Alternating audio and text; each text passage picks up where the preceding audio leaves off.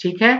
उसके बाद क्या बोल रहा है कि अगर जो लैंड है एक्वायर किया हुआ पार्शियली यूटिलाइज नहीं किया जा रहा है with in a period of 5 years and not completely utilized within a period of 15 years from the date of taking over the possession by the requiring body, the same shall revert to the possession and ownership of the state government without payment of any compensation or remuneration to the requiring body. The requiring body shall not have any right to sell the acquired land. समझे, ये बहुत important point है कि जिस भी project के लिए land को एक्वायर किया जा रहा है, अगर 5 साल के अंदर उसका पार्शियल यूजेज और 15 साल के अंदर उसका 100% यूजेज नहीं किया जाता है रिक्वायरिंग बॉडी के द्वारा, तो स्टेट गवर्नमेंट के पास ये राइट होगा कि वो उस लैंड को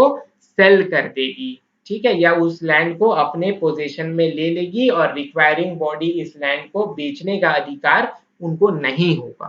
ध्यान रखिएगा इस चीज को, ठीक है।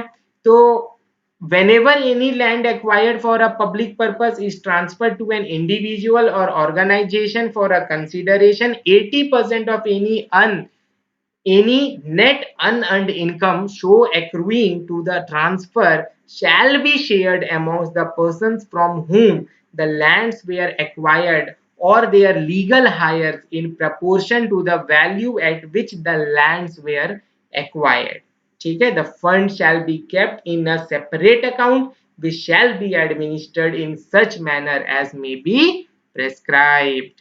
समझ में आया आपको? तो ये जो सारी चीजें थी कि रिहेबिलिएशन एंड रीसेटलमेंट प्लान को किस तरीके से एग्जीक्यूट किया जाएगा और उसके अंदर की क्या क्या निटिग्रिटीज है, ये आप थोड़ी से ध्यान रखिएगा। अब अगला जो है कि जो रीसेटलमेंट और रिहेबिलिएशन होगा फैमिलीज को, उनको क्या क्या इंसेंटिव्स मिलेंगे, ये भी आपको देखना होगा। तो देखो, सबसे पहले any division of assets in the family after the said date may not be taken into account, ठीक है, पहला चीज। दूसरा, free of cost house site to the extent of actual loss of area of the acquired house but not more than 10 decimal of land, sorry 10 decimal of land in rural areas and 5 decimal of land in urban areas as the case may be for each nuclear family। ध्यान रखिएगा कि जितना आपका land जा रहा है उतना आपको दिया जाएगा, subject to maximum limit of 10 decimal in rural areas and 5 decimal in urban areas, okay।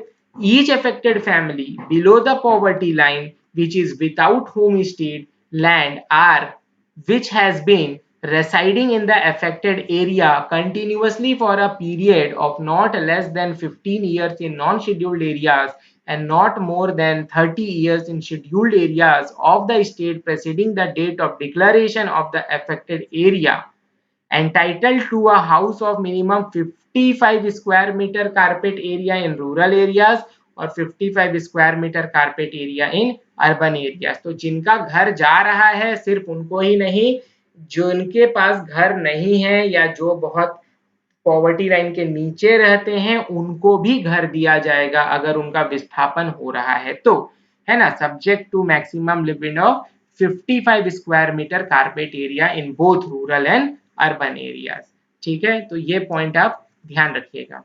उसके बाद अगला जो बेनिफिट मिलेगा, 1/10 of the land he she losses on account of acquisition of the land in the proposed project township or adjoining to it। क्या पढ़ रहे हैं? Oh sorry, यहाँ है each affected family shall be entitled to get 1/10 of the land he or she loses on account of the acquisition of land in the proposed project of township or adjoining to it। मतलब अगर आपका घर के अलावा कुछ जमीन भी जा रहा है तो ये आप एक्स्ट्रा जमीन के भी हकदार हैं जो कि maximum limit of 1/10 of the land he she loses on account of acquisition of land in the proposed project township or adjoining to it होगा। In case of a project involving land acquisition on behalf of a requiring body, the stamp duty and other fees payable for registration for the land और house allotted to the affected family shall be borne by the requiring body. ठीक है, तो घर को register कराना, stamp duty, ये सारा जो जिम्मेदारी होगा वो किसका होगा? रिक्वायरिंग बॉडी का होगा। ठीक है, वही सारा खर्चा वहन करेगा। उसके बाद है फ्री फ्रॉम ऑल इनकम्ब्रेंसेस होगा, जो भी पॉलिसीज होंगी। द लैंड और house allotted to the affected families under this policy shall be in joint names of wife and husband. ठीक है, जो आपको नया घर मिलेगा विस्थापन के बाद, उसका मालिकाना हक किसके किसके पास होगा? तो हस्बैंड और वाइफ दोनों का ज्वाइंट होल्डिंग होगा। ठीक है, ये भी आप ध्यान रखिएगा। Financial assistance of 35,000 for construction of cattle shed दिया जाएगा। मतलब जो मान लो कि जिनका पहले कैटल शेड था, उनका विस्थापन होगा, तो कैटल शेड बनाने के लिए उनको 35,000 रुपए दिया जाएगा। और आपका अगर छोटा गुमटी वुमटी था तो उसको बनाने के लिए 50,000 रुपए दिया जाएगा। और one time financial assistance of 15,000 rupees for shifting of the family building materials belongings and cattle भी आपको दिया जाएगा। तो ध्यान रखिएगा ये चीजें भी। ठीक है, तो employment in the project at the rate of at least one eligible person per nuclear family दिया जाएगा। Arrange for technical vocational training of the affected person so as to make them suitable persons to take on suitable jobs preferably in the project दिया जाएगा। scholarships and other skill development opportunities to the eligible persons from affected families भी दिया जाएगा। और भी बहुत सारे आपको बेनिफिट दिए जाएंगे, ताकि क्या है कि जो ट्राइबल्स हैं ये खुश रहें, ये प्रोटेस्ट ना करें, और कंपनी जो है अपना प्रोडक्शन का जो काम है वो सुचारू रूप से कर सके। इसीलिए इतने सारे इंसेंटिव्स हमारी सरकार और एक्वायरिंग बॉडी के द्वारा दिया जा रहा है। ठीक है, और भी कुछ कुछ चीजें हैं, आप उसको देख लीजिएगा, ज्यादा इंपॉर्टेंट तो नहीं है। उसके बाद क्या बोल रहे हैं? The affected families who have not been provided employment or who don't want to avail employment shall be entitled to annuity policies that will pay an amount not less than 1,000 rupees per month per acre of land lost due to acquisition, amount rounded to nearest 100 rupees for 30 years from the date of displacement और until the provision of employment to the affected families। मतलब कि ऐसी families जिनको employment नहीं दिया जाएगा, या जिसकी फैमिली में कोई एम्प्लॉयबल पर्सन नहीं है, या जब तक एम्प्लॉयमेंट नहीं दिया जाएगा, उनको क्या है? एन्यूटी पॉलिसीज दी जाएंगी, जो कि उनको 1,000 रुपीज पर मंथ से कम का अमाउंट नहीं पे करेगा पर एकड़ of land loss due to acquisition. ध्यान रखिएगा, कम से कम पर एकड़ के लिए उनको 1,000 रुपए का एन्युटी पॉलिसी दिया जाएगा। किनको दिया जाएगा? तो ऐसी फैमिलीज जिनको एम्प्लॉयमेंट नहीं दिया जाएगा, या जब तक एम्प्लॉयमेंट नहीं दिया जाता है तब तक दिया जाएगा।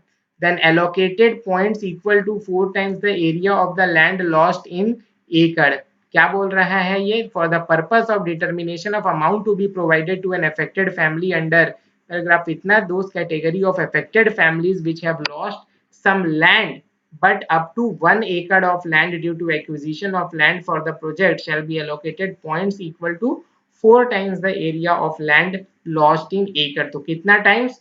4 टाइम्स। ये ध्यान रखिएगा, सारी चीजें नहीं याद रखनी यार, ये कुछ कुछ जो इंपॉर्टेंट पॉइंट्स होते हैं कि कितना टाइम्स, तो 4 times. Monthly subsistence allowance equal to 25 days minimum agricultural wages per month for a period of 1 year from the date of displacement दिया जाएगा।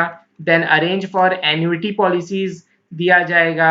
Then may be given option to take a lump sum amount in lieu of one और more of the benefits specified, the amount of determined, the amount to be determined by administrator. मतलब आपको जो benefits है उनको आप मत लीजिए, आप एक साथ में कुछ लमसम अमाउंट ले लीजिए, इसका भी प्रोविजन होगा। और ये लमसम अमाउंट कौन डिसाइड करेगा? तो जो एडमिनिस्ट्रेटर है वो डिसाइड करेगा। ठीक है, मतलब आप जब जाइएगा तो आप डिसाइड करिएगा।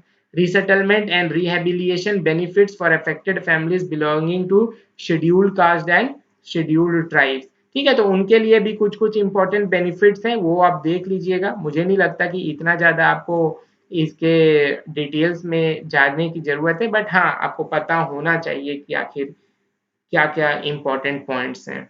ठीक है, अब देखो यार, आगे अपन बात करेंगे amenities for infrastructural facilities to be provided at resettlement areas. तो comprehensive infrastructural facilities and amenities दिया जाएगा।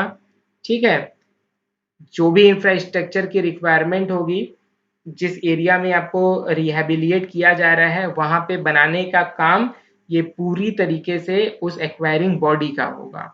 ठीक है, इसके बाद आता है आपका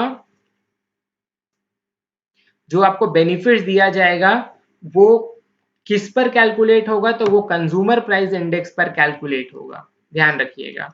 उसके बाद जहां पर आपको रिहेबिलिएट किया जाएगा वहां से 15 किलोमीटर के पेरिफेरी में, ठीक है, डेवलपमेंट काम जो है स्टेट गवर्नमेंट के द्वारा और एक्वायरिंग बॉडी के द्वारा मिलकर किया जाएगा। ठीक है, आप देखते होंगे ना कि जहां पर कोल इंडिया अपना प्रोजेक्ट लगाती है वहां पे वो पूरी एक टाउनशिप बिछाती है, स्कूल, कॉलेजेस, हॉस्पिटल्स, सारा चीज बनाने का काम जो है कोल इंडिया का है। तो वही चीजें जो है ये पॉलिसी के अंदर मेंशन की गई है।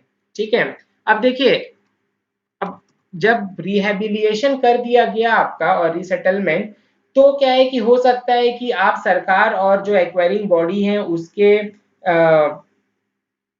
जो पॉलिसीज हैं और जो वो आपको बेनिफिट दे रहा है उससे आप खुश नहीं हैं, तो आपका जो ग्रीवांस है उसको रिड्रेस करने के लिए भी इसमें बॉडीज बनाई गई हैं। तो एक जो है देखिए, रीसेटलमेंट एंड रिहेबिलिएशन कमेटी है प्रोजेक्ट लेवल पे।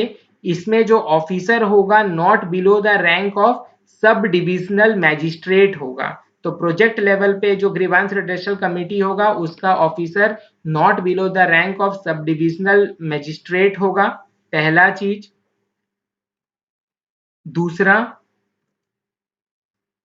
Resettlement and rehabilitation committee district level पे भी बनाया जाएगा, जिसका चेयरमैनशिप जो है वो डिप्यूटी कमिश्नर से नीचे का बंदा नहीं कर रहा होगा।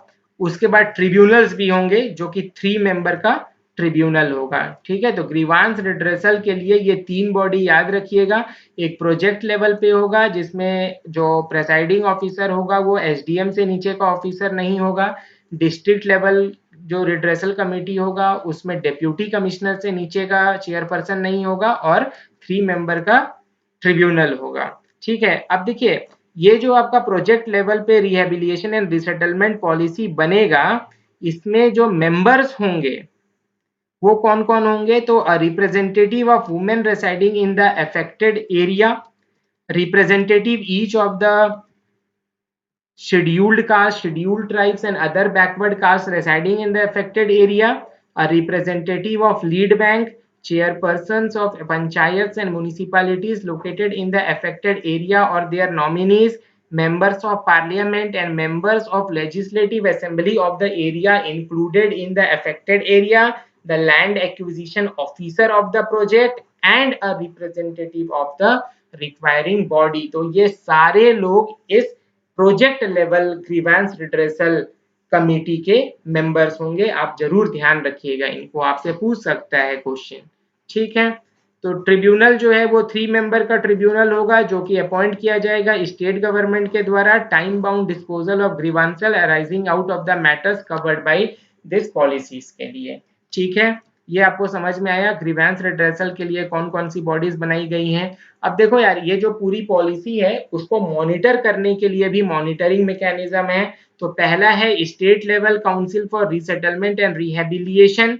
ठीक है, इसमें चेयरमैन जो होंगे इसके ये चीफ मिनिस्टर जी होंगे, ministers of concerned departments, chief secretary, the secretary of department concerned.